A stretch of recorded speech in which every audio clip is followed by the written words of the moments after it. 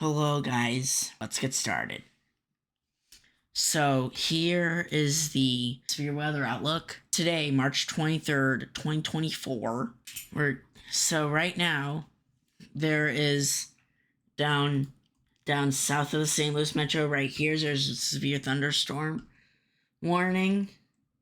And right here, the bigger circle is outlining the severe thunderstorm watch that is going to be going on for the next 7 hours. So then let's go to the models. So looks like right around like 7 is when everything's going to be starting. Around 8, everything's going to be there. And then around 9, everything's going to start exiting. And then around like 8 a.m., everything's going to start picking back up.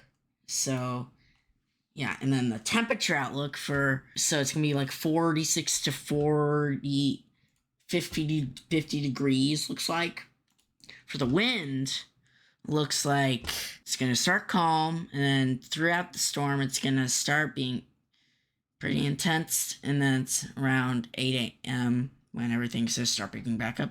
So most stable Cape is going to be, this is around 3 p.m. date when I'm recording this earlier when I announced the severe weather outlook. So the times are on that day. So around 3, everything's gonna start picking up, and then everything's gonna start really getting intense around 3 a.m. and then mainly around 7 a.m. everything's gonna start getting intense, and then around 8 a.m. it's gonna start to dissipate, and then it's going to pick back up. And then the surface-based Cape looks like it's going to start pretty not that intense, and then looks like it's going to be really intense around like 7 when everything's going to start, and then it's all gonna, and then around 8 it's going to not really be intense, the surface-based Cape. So, and then the significant tornado parameter. So looks like,